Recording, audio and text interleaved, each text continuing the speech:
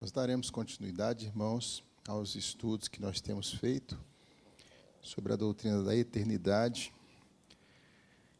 Nós temos aqui já passado algumas semanas falando sobre esse assunto. Não é uma doutrina que temos aqui tanto material, né, bíblico para responder todas as perguntas. Então, estudamos, mas sabendo que não são todas as perguntas a respeito desse assunto, o céu, o inferno, né, não são todas as perguntas que vão ser respondidas. Nós não temos aqui tanto material quanto nós temos sobre outras doutrinas. Mas nós já temos aprendido muito numa visão bíblica, né? Aquilo que a Bíblia nos ensina sobre a morte, uma consequência do pecado, e a morte não como um aniquilamento ou aniquilação, mas como uma separação, a separação entre o espírito do homem e o espírito de Deus, que vem em decorrência do pecado, e nessa morte, né, todos os homens nascem separados de Deus do ponto de vista espiritual e precisam ser reconciliados com Deus. Isso só acontece por meio de Jesus Cristo. E quando nós cremos em Cristo como nosso Salvador, nós somos regenerados. Essa regeneração é uma regeneração espiritual, onde somos reconciliados com o Senhor.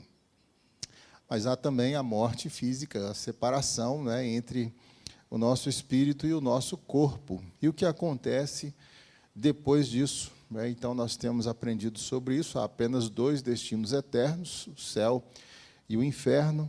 Nós temos visto que o céu é o lugar onde Deus habita, onde Cristo habita. O Espírito Santo veio do céu, os anjos habitam o céu, e também os que morrem em Cristo, ou seja, viveram uma vida aqui de fé no Senhor Jesus, seguiram a Cristo, entregaram suas vidas a Ele como único e suficiente Salvador. Esses também, quando deixam este mundo, né, eles habitam com o Senhor nos céus também. Vimos aqui muitos textos, né, que mostram que o espírito do homem volta a Deus após a sua morte, que o homem, como a história do chamada de rico e Lázaro, né? O mendigo, que ele, quando morre, é levado aos céus. Jesus, quando fala com o homem na cruz, ao seu lado, hoje mesmo estarás comigo no paraíso. Paulo fala também sobre o seu desejo de deixar, né, este tabernáculo aqui, esse corpo físico, né, e habitar com o Senhor, partir e estar com o Senhor, como aí uma perspectiva bem real, né, de estar na presença do Senhor, findos os seus dias de vida aqui. Nós vimos na semana passada os textos que são utilizados, as objeções que são colocadas a essa doutrina, por aqueles que acreditam que quando o espírito quando nós morremos, o nosso espírito não está com Deus nos céus de forma consciente, mas experimenta um sono da alma, entra num sono profundo até o dia do juízo. Então, nós vimos aqui os textos que eles utilizam e refutamos todos eles, reafirmando aqui a doutrina bíblica de que, uma vez que os homens, né, que cheguem os nossos últimos dias de vida aqui, nós estamos com o Senhor nos céus, de modo consciente, desfrutando das bênçãos, das venturas eternas. E nós precisamos passar ainda, né, se estamos falando sobre estes assuntos, sobre os textos bíblicos que também vão atestar aqui, vão reafirmar para nós a existência de outro lugar, que é o inferno. Então, nós vamos ver no decorrer aqui do Antigo Testamento, Novo Testamento, como essa doutrina é apresentada e como ela é desenvolvida. E na semana que vem, se Deus assim permitir, nós queremos falar também sobre outro assunto muito importante, que é uma expectativa muito grande de todos os salvos em Cristo, que é a ressurreição. Então, nós vamos hoje, né, para essa doutrina aqui da eternidade, falando mais sobre a existência do inferno. Há pessoas que negam, né? Há pessoas que negam a existência de qualquer outro lugar diferente deste mundo. Então, há muitas pessoas que acreditam que existe apenas este mundo e não há outro lugar. Morreu, acabou. essa é toda a sua perspectiva de vida. E existem vários sistemas filosóficos que são realmente elaborados diante desse entendimento. Então, não creem na existência do céu, não creem na existência do inferno, não creem, né, que a alma do homem vá para qualquer outro lugar após a morte. Mais grave ainda do que isso, mais grave do que esses pensamentos, esses sistemas filosóficos, são doutrinas, né, de seitas que negam a existência do inferno, afirmam a existência do céu, mas negam a existência do inferno. E, segundo eles, né, o inferno não é compatível com a bondade de Deus. Será que, então, o inferno seria algo que caracterize um Deus mau? Então, se ele salva, ele é bom. Se ele condena ao inferno, ele é mau? Será que é esta aqui a definição? Com certeza não. Com certeza, né, nós precisamos aqui considerar que uma condenação ao inferno não vai, de forma alguma, trazer qualquer demérito para os atributos da bondade, do amor, da graça de Deus, porque nosso Deus também tem um outro atributo, chamado justiça. A condenação ao inferno baseia-se na justiça de Deus. Então, não há nenhum tipo de dificuldade de nós conciliarmos a bondade de Deus com a sua justiça e a condenação que é dada àqueles que realmente decidiram viver a sua vida para o seu próprio prazer, o seu próprio deleite, e não quiseram reconciliar-se com Deus, apesar, né, dos céus declararem a glória de Deus, os céus testemunharem a existência desse Deus. A própria consciência do homem, ela traz, sim, ali algum impulso para que ele busque a Deus.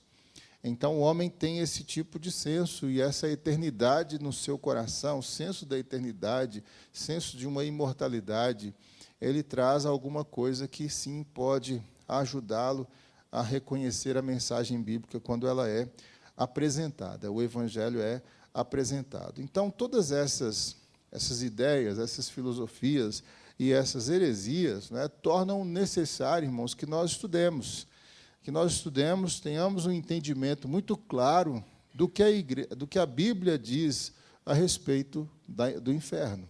Hoje nós vamos falar desse assunto, não é tão pesado, mas é necessário. Nós vamos ver aqui como a revelação bíblica desenvolve essa teologia da eternidade, que vai compreender aqui a existência após a morte em lugares distintos, ou seja, os dois lugares, não é?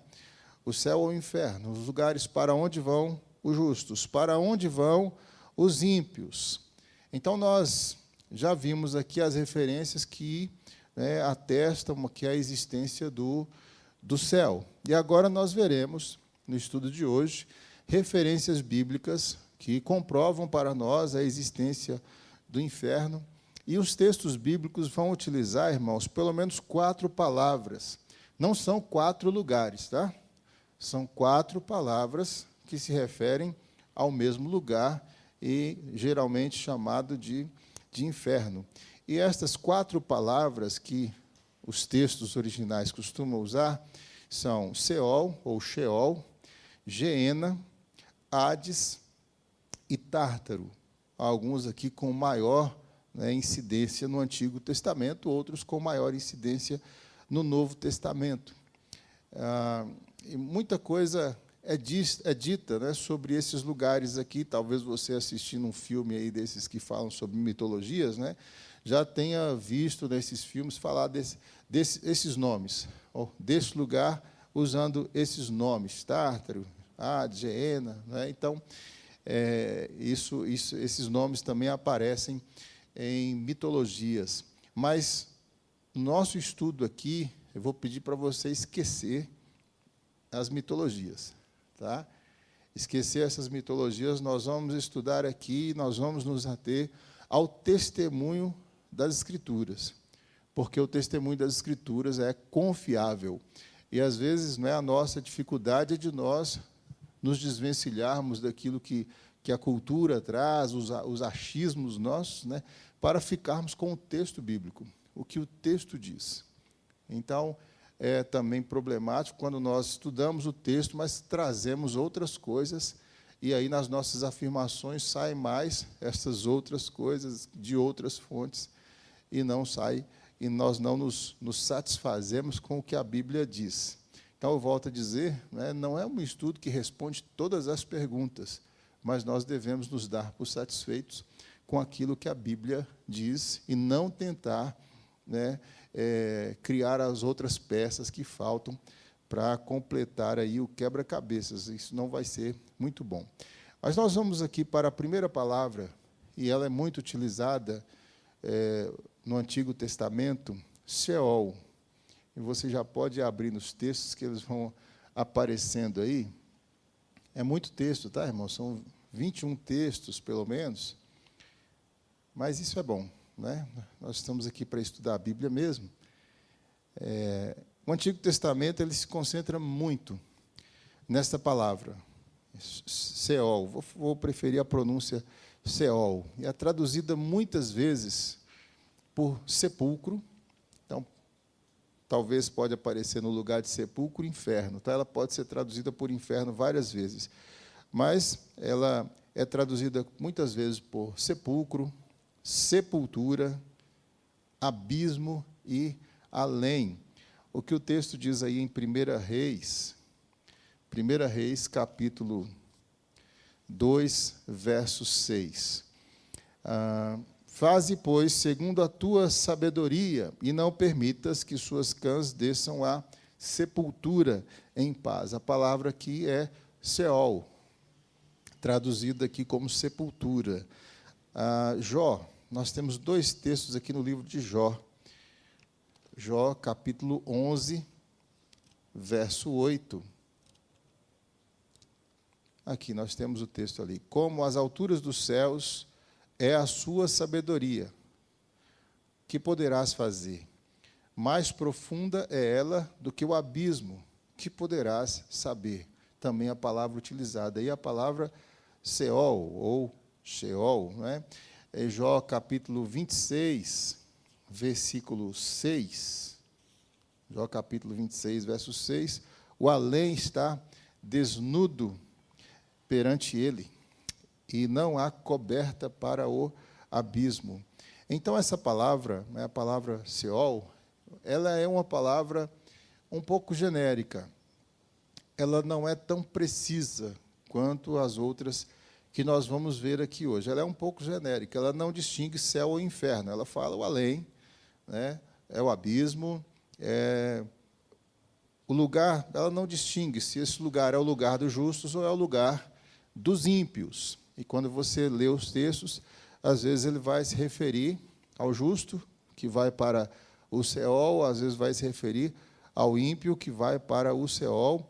Então, a ideia mais presente na palavra Sheol ou Sheol, a ideia mais presente é uma referência ao lugar dos mortos. Então, é o lugar para onde vão os mortos. Salmo, capítulo 19, Salmo 19, 7. O Salmo 19, versículo 7, o que ele diz? 17, me desculpe.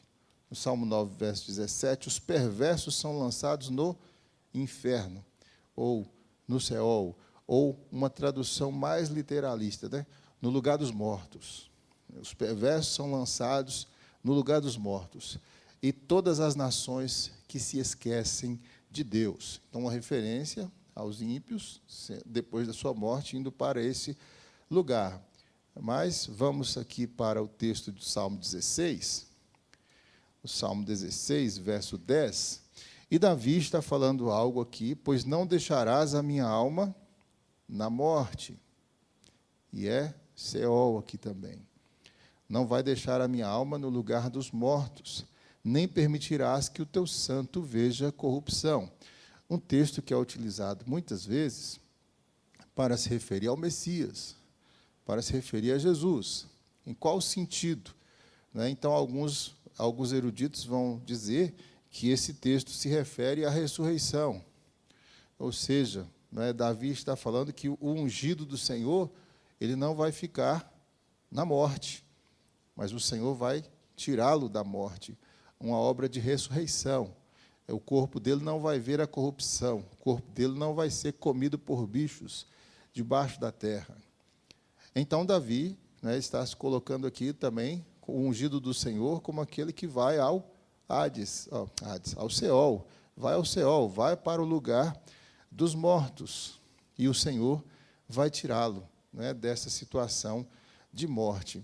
Irmãos, nós precisamos realmente fazer um esforço aqui para entender a perspectiva da morte no Antigo Testamento, porque a perspectiva da morte para o povo de Deus no Antigo Testamento, ela é diferente da perspectiva que nós temos hoje da morte, né, depois de Cristo e depois dos ensinamentos dos apóstolos. O Antigo Testamento, né, ele tem ali como centro a bênção de Deus sobre o seu povo e na terra.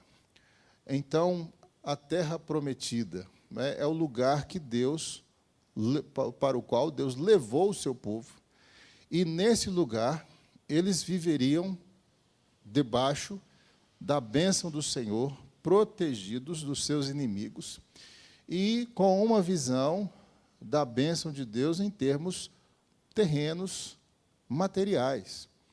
Então, debaixo da bênção do Senhor, eles iriam trabalhar na sua própria terra, e ali nessa própria terra eles iriam também prosperar. A perspectiva, então, daquele homem que estava ali vivendo na terra que mana leite e mel, é viver uma vida longa e próspera. Então, essa era a visão, né, que eles tinham, essa era a perspectiva de vida que eles tinham. O lugar de desfrutar as bênçãos de Deus é aqui. O lugar de desfrutar as bênçãos do Senhor é neste mundo, é nesta vida aqui. Então, isso é muito forte, né, no pensamento do Antigo Testamento, na Antiga Aliança. Então, a morte ela é vista como interrupção disso. A morte é vista como uma tragédia no Antigo Testamento. É uma ruptura brutal, né? É algo que limita o projeto de vida. É algo que limita esse ciclo que tem que acontecer. O homem deve, né, ele nasce, ele cresce, forma a sua família, e ele trabalha e prospera, e ele vê os seus filhos, e ele vê netos, e vê bisnetos, e, na sua boa velhice, ele morre. Se esse ciclo não acontece, é uma coisa que deixa estes homens realmente com a mente bem confusa. E, para nós entendermos um pouquinho disso, olha o livro de Jó. Então, as coisas que acontecem na vida de Jó quebram essa perspectiva. Quebram totalmente essa perspectiva. E eles vêm para tentar entender o que aconteceu. Porque não faz sentido nenhum. Não faz sentido nenhum. Jó é um homem que teme a Deus. Jó é um homem que faz a vontade de Deus. Ele é um sacerdote da sua família. Como pode, então, a vida dele tomar este curso? Então, essa era a perspectiva que os homens tinham de uma vida abençoada, muito ligada à questão terrena, muito ligada à questão deste mundo, desse tempo. E então era isso que eles esperavam, desfrutar da bênção do Senhor. Então a morte limita, a morte quebra esse ciclo, e então tudo que o homem faz já não vai poder desfrutar. Ele não vai poder desfrutar. E isso é o que deixa também Salomão, aquelas reflexões que nós temos no livro de Eclesiastes. E você lê o livro de Eclesiastes, e Salomão, ele coloca, né, que ainda que o homem viva e ele alcance toda a prosperidade, vem a morte. E tudo o que ele fez, o que vai ser? Quem que vai desfrutar? Outro vai desfrutar. E ele fala, olha, eu vi um mal debaixo da terra, e é esse. a mesma coisa que acontece com o animal lá, acontece com a alma do homem também. O animal morre, o homem morre, ele faz muita coisa na vida, ambiciona muitas coisas na vida, mas ele não tem vida o suficiente para viver tudo isso e desenvolver todo o potencial de sucesso, né, que ele tem. Então, a morte acaba trazendo esse tipo de chave, né, vai trazendo esse tipo de dificuldade para os homens, quando eles olham para uma perspectiva terrena, de viver uma vida longa, abençoada, sempre próspera. Então, o Antigo Testamento, meus irmãos, traz essa ideia.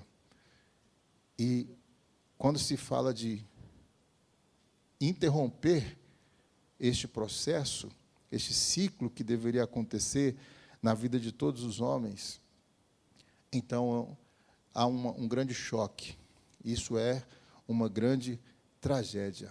O Novo Testamento não. O Novo Testamento nos fala muito mais, né, de muitas bênçãos celestiais.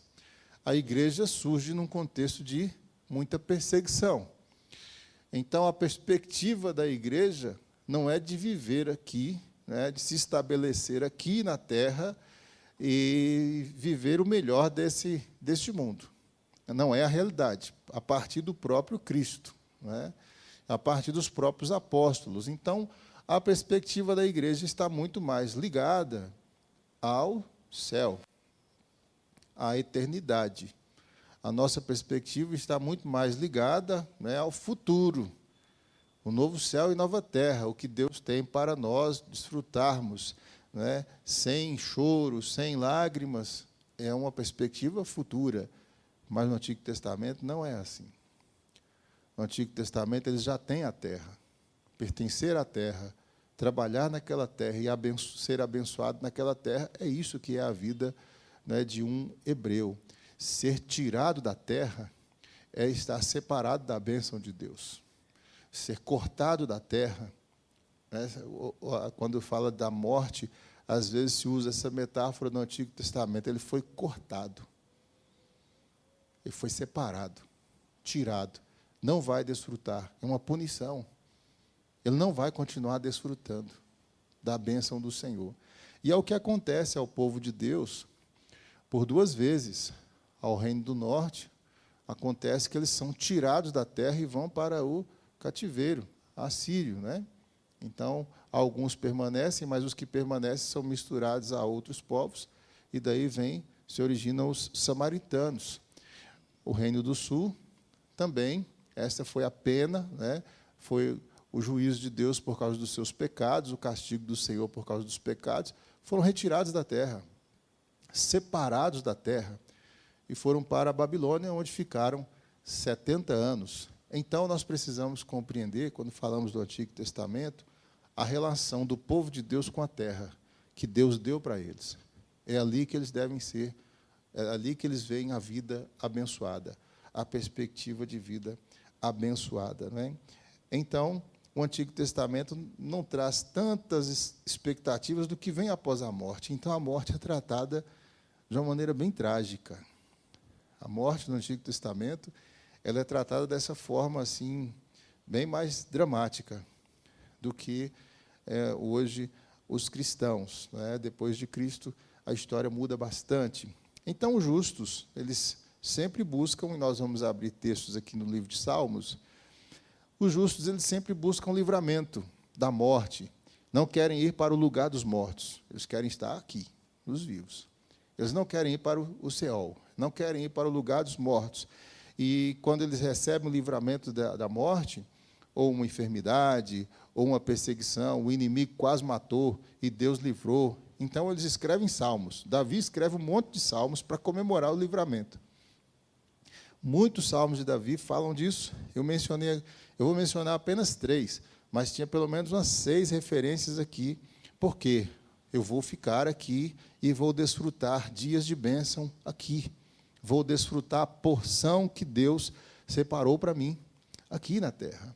Então, vamos para Salmos 18, versos 5 e 6, onde Davi diz: cadeias infernais me cingiram, tramas de morte me surpreenderam. A palavra Seol está presente aqui. no original. Então, eu vi o lugar dos mortos, assim, ó, face a face. Na minha angústia, invoquei o Senhor, gritei por socorro ao meu Deus. Ele, do seu templo, ouviu a minha voz, e o meu clamor lhe penetrou os ouvidos. Outro salmo, 86, versículo 13. Salmo 86, versículo 13. Pois grande é a tua misericórdia para comigo, e me livraste a alma do mais profundo poder da morte. A palavra é também Seol. Salmo 116, versos 3 e verso 4. O pessoal fez um bom trabalho, né? Nós podemos acompanhar os textos até aqui. Salmo 116, versos 3 e 4. Laços de morte me cercaram, angústias do inferno se apoderaram de mim. Caí em tribulação e tristeza. Então invoquei o nome do Senhor. Ó Senhor, livra-me a alma. E é por causa desse livramento que o Salmo 116 é escrito. Então, os justos, eles estão sempre buscando livramento, né? Ou seja, eles não querem que Deus o mande para o lugar dos mortos. Eles querem estar entre os vivos. Mas o que acontece com os ímpios? E ímpios aqui, irmãos, nós não estamos falando, quando são mencionados aqui nos Salmos, livro de Provérbios, nós não estamos falando dos gentios, não, tá? Nós estamos falando de ímpios dentro do próprio povo de Deus. Porque dentro do próprio povo de Deus tem piedosos e tem ímpios. E os ímpios são cortados da bênção do Senhor. O que Salomão, e nós vamos para Provérbios agora, o que Salomão vai apontar aqui para nós, em vários textos, é que os ímpios abreviam seus dias de vida. Eles se entregam a vida de pecado, e uma das coisas que acontece àqueles que se entregam a vida de pecados é que eles não cumprem aquele ciclo virtuoso. Viver, crescer, ter a sua família, trabalhar, prosperar, ver os netos, ver os bisnetos, e aí, em boa velhice, morrer, como aconteceu a todos os patriarcas. E os irmãos, se voltarem para o livro de Gênesis, vão se lembrar, né? Todos os patriarcas viveram esse ciclo. Lutaram, venceram, prosperaram, viram filhos, né? Viram a sua descendência se multiplicar sobre a terra e morrer em boa velhice. Então, assim, em boa velhice morreu, né, Abraão, e assim foram todos os demais. Mas os ímpios não. Os seus dias são abreviados, se entregam à vida de pecado e os seus dias são abreviados, eles são cortados. Provérbios, capítulo 5, verso 5. Os seus pés descem à morte, e os seus passos conduzem-na ao inferno, ao Seol, ao lugar dos mortos. Capítulo 7, verso 27. A sua casa é caminho para a sepultura, Seol, e desce para as câmaras da morte. Provérbios 9, 18. Eles, porém, não sabem que ali estão os mortos, que os seus convidados estão nas profundezas do Seol. As profundezas aqui é traduzido por profundezas do inferno. Capítulo 15, Provérbios 15, versículo 24. 15, 24. Olha que texto interessante. Para o sábio há o caminho da vida. Aquela perspectiva que a gente falou aqui, né? Que leva para cima. Uma vida próspera, longa. A fim de evitar o quê? O Seol. A fim de evitar que seja cortado. Então, a fim de evitar o inferno abaixo. Agora, outro texto, né, e você talvez não tenha percebido, Provérbios 23, 14. Você não tenha percebido que isso está presente nesse texto aqui. Provérbios 23, 14. Que fala sobre a questão de disciplinar a criança, não é? Não retirar da criança a disciplina, se a fustigares com a vara, não morrerá. E olha o verso 14, que fala o seguinte: tu a fustigarás com a vara, e livrará livrarás a sua alma do inferno, livrarás a sua alma do Seol. A ideia presente aqui qual é? Você vai livrar ele de uma morte prematura. Ele vai viver uma vida longa. Se você corrigir o seu filho e mostrar o caminho virtuoso, o caminho da obediência, ele vai cumprir o ciclo virtuoso da vida. Mas se ele aprender o caminho do pecado e você não o corrigir, e ele continuar insistindo numa vida de pecado, ele não vai desfrutar a bênção de Deus por muito tempo. Ele será cortado. Seus dias serão abreviados, né? Então, essa ideia está presente aqui também. Então, os justos buscam viver uma vida longa e evitar o máximo o dia em que irão para o lugar dos mortos, né? E os ímpios se precipitam, deixam de desfrutar as bênçãos de Deus e eles vão mais cedo para o lugar dos mortos. Então, quando a palavra Seol é utilizada aqui no Antigo Testamento, ela é um pouco genérica. Não é que o Seol é o lugar dos justos e dos ímpios quando eles morrem. Não. Não é isso. Veja que há ideias aí num lugar, né, lugares diferentes quando se refere ao Seol.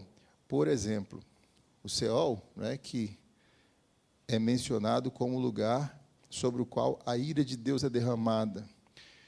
Deuteronômio 32, 22. Deuteronômio 32, verso 22.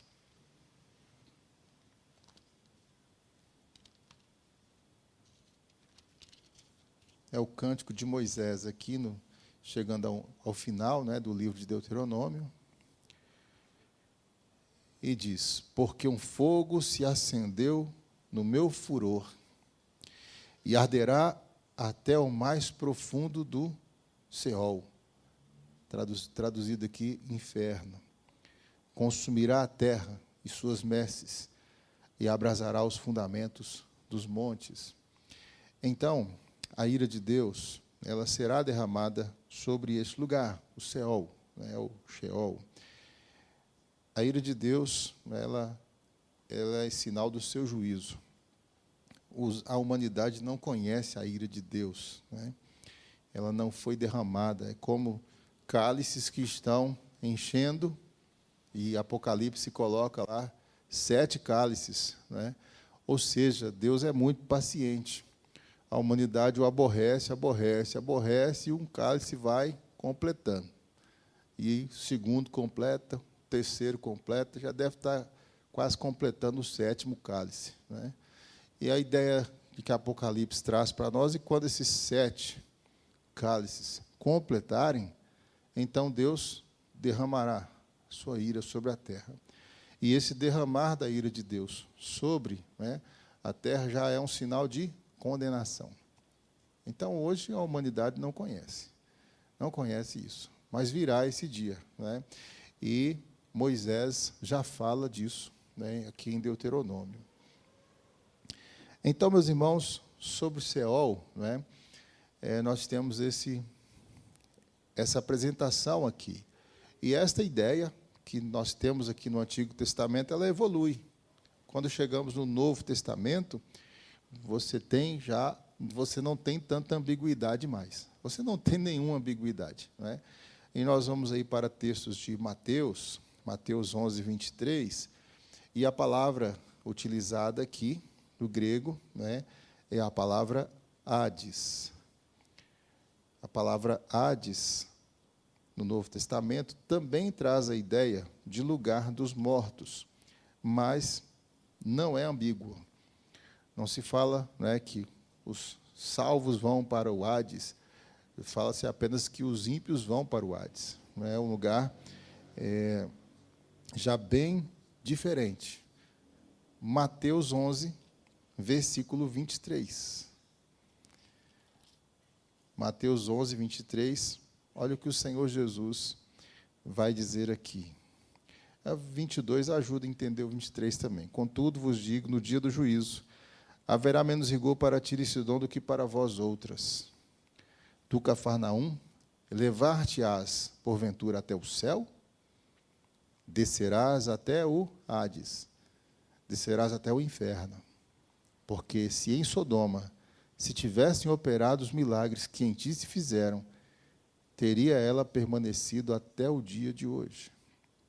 Então, aqui já não há mais ambiguidade. O Hades é definido como um lugar distinto do céu. Então, você está dizendo que vai para o céu? Não, você vai para o Hades. E a tradução aqui, inferno, é uma tradução bem precisa, correta. Não é? Lucas 16, 23, texto que nós já lemos também nos nossos estudos anteriores. Lucas 16, 23. A palavra utilizada aqui também para inferno é Hades. Não é? Então, no inferno, estando em tormentos, levantou os olhos e viu ao longe Abraão e Lázaro no seu seio. Jesus tem as chaves do Hades. Apocalipse 1, versículo 18. Então, não é esse lugar de domínio do diabo, né? Jesus tem as chaves do Hades. Esse lugar de condenação está debaixo da soberania de Deus. Aquele que vive, estive morto, mas eis que estou vivo pelos séculos dos séculos, e tenho as chaves da morte e do Hades. Tenho as chaves da morte e do inferno. Então, Jesus tem total domínio sobre este lugar. Não é Satanás que governa no inferno. Né? E os que estão no Hades, os que estão no inferno, neste lugar, então, veja que o lugar existe. O lugar existe e está povoado por aqueles que não temem a Deus. Está povoado por aqueles que não se preocuparam em arrepender-se dos seus pecados e buscar o perdão de Deus e reconciliar-se com Deus. Então, os que estão no Hades, no inferno, eles aguardam o dia do seu julgamento e a sentença devida aos seus pecados. Apocalipse 20, versículo 13. Deu o mar os mortos que nele estavam, a morte e o além entregaram os mortos que neles havia, e foram julgados um por um, segundo as suas obras. A morte, o além aí, a morte e o Hades. Né? Então, virá esse julgamento, ou seja, numa metáfora simplista, né, para o sistema de prisão aqui no nosso país. A pessoa ela foi pega ali no flagrante fazendo alguma coisa errada, ela já é presa. Não foi julgada ainda, mas ela já está presa. E virá o dia do seu julgamento. No dia do seu julgamento será estudado aquele caso e analisada a pena compatível com o crime cometido. Então, de uma maneira simplista, é exatamente isso. Uma pessoa sem Cristo morreu, ele já está no inferno. E ali já sofre também. Não é um lugar de tormento. Mas o seu julgamento ainda virá. Ou seja, o juízo final mostra o quê? Que a sentença que é dada pelo juiz, que é Deus, é segundo os pecados que cada um cometeu. E essa sentença não diferencia no tempo. Não é? Ela vai sofrer consequências eternas. E ela será separada de Deus, separada de tudo o que Deus fez de bom, de toda a bondade do Senhor, e sofrerá eternamente, agora com a sua sentença já pronunciada, não é? Já dada. Ou seja, a condenação ao inferno é uma questão de justiça, não é uma questão de maldade. Não é? Então, há um Deus justo, que vai cumprir com a sua função, não é? De julgar. E nós vamos entendendo aqui, meus irmãos, como é grande o nosso benefício, porque nós teríamos muitas culpas diante de Deus, e nós fomos justificados em Cristo Jesus. Você foi justificado em Cristo. Então, né, toda a nossa culpa foi removida. Não há condenação para os que estão em Cristo Jesus. Nenhuma condenação. Então, se Deus me condenasse ao inferno, Ele seria justo? em fazê-lo, mas uma vez que Cristo me justificou, uma vez, né, que Ele assumiu minha culpa na cruz e concedeu a justiça dele a mim, já não há mais condenação. Somos justificados em Jesus. Precisamos dessa salvação. Os homens precisam dessa salvação. Todo pecador precisa entender isso. Todo pecador precisa entender que a condenação eterna é justa. E nós somos, né, salvos porque fomos justificados em Cristo, livres, libertos de toda a culpa.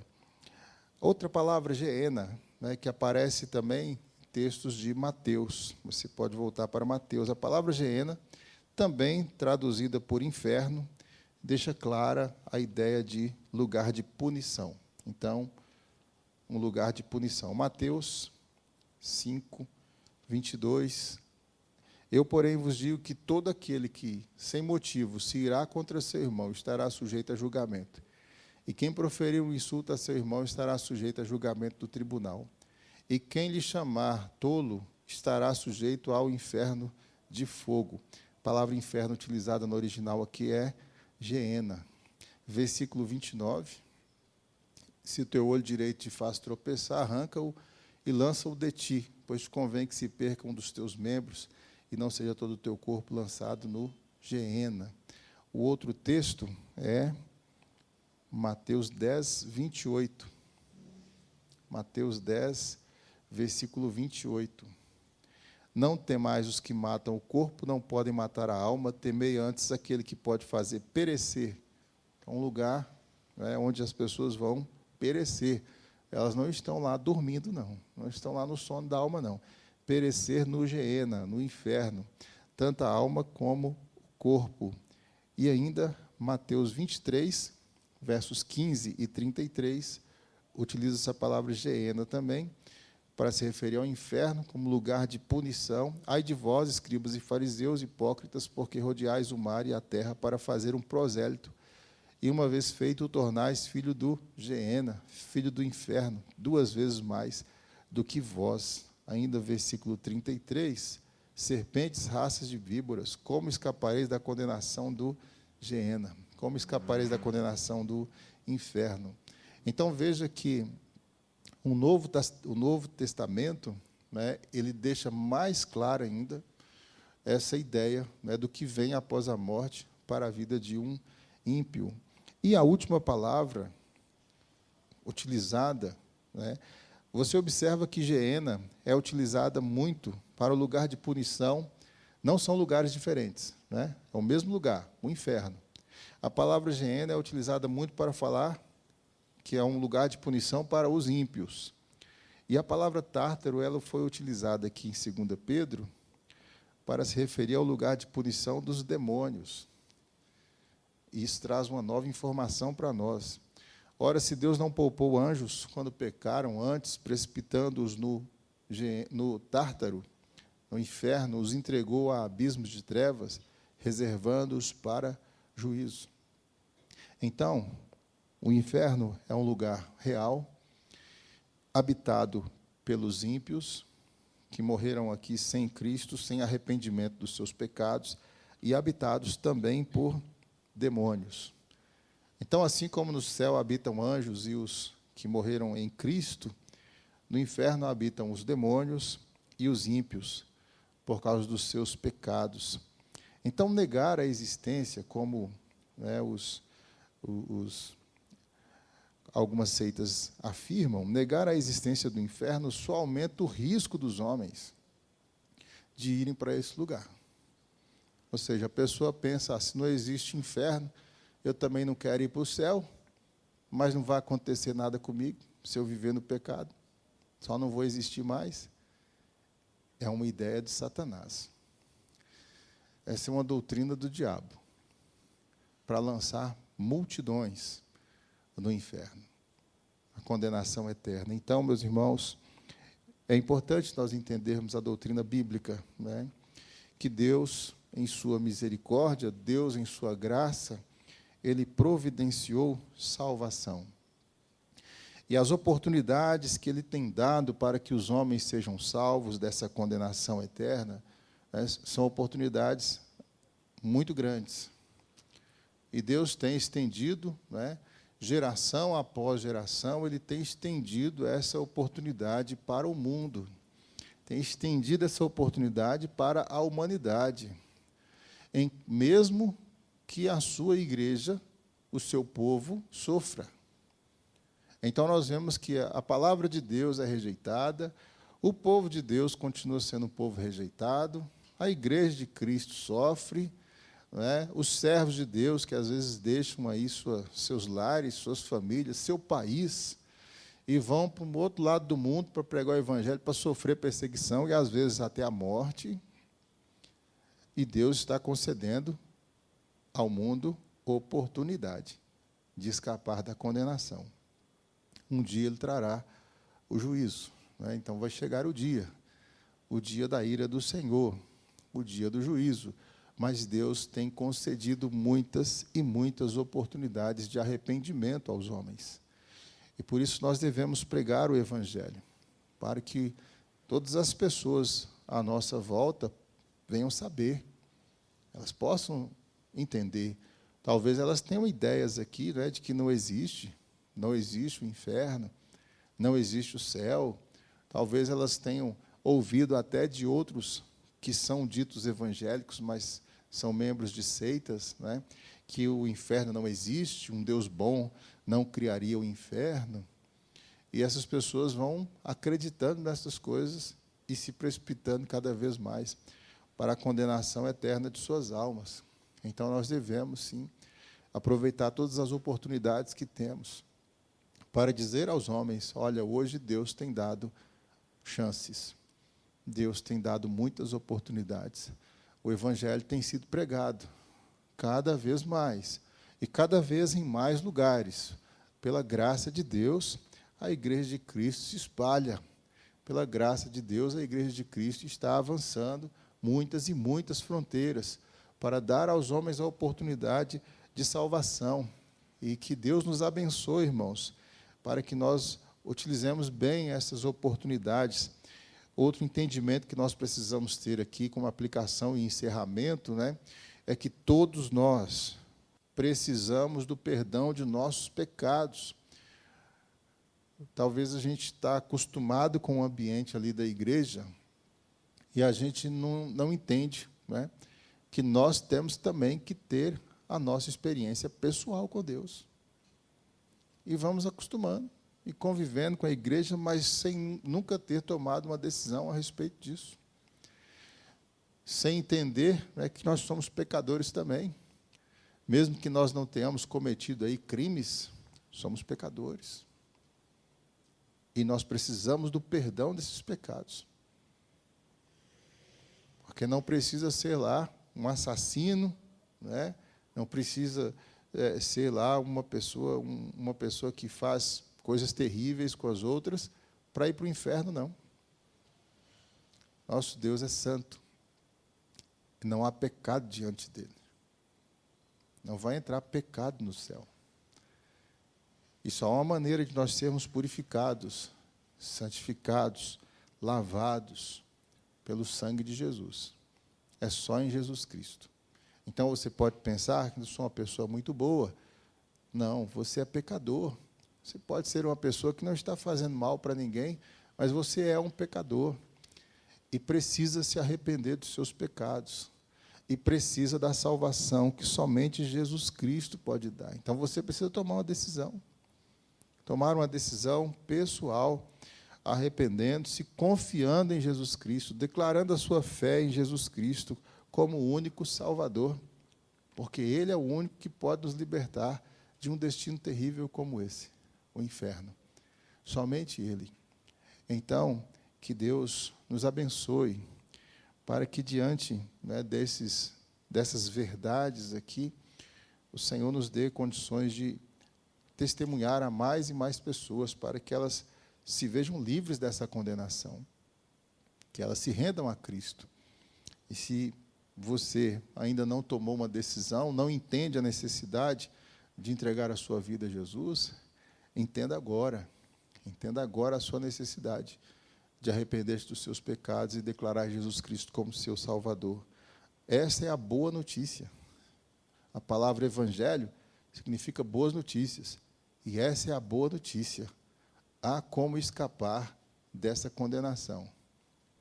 Há uma oportunidade muito grande do pecador ser livre da sentença de condenação. Há uma oportunidade, e uma vez que aproveite essa oportunidade, alcançará a vida eterna. Alcançará, sim, em Cristo Jesus, né, uma nova vida para viver, a vida eterna, desfrutando das bênçãos de Deus aqui e desfrutando das bênçãos de Deus por toda a eternidade. Basta que nós viemos dar ouvidos a esta mensagem e, então, crer. Não é tão difícil entender que nós somos pecadores. Nós somos. Se somos, então precisamos do perdão de Deus. Se precisamos do perdão de Deus, não se demore em clamar, não se demore para pedir, porque uma vez que o pecador vai a Cristo, ele nunca rejeita, ele nunca lança fora da presença dele, ele sempre acolhe o arrependido. Então basta que clamemos. Que Deus assim nos abençoe. Amém, meus irmãos? Vamos colocar de pé e vamos orar, encerrando aqui o nosso culto.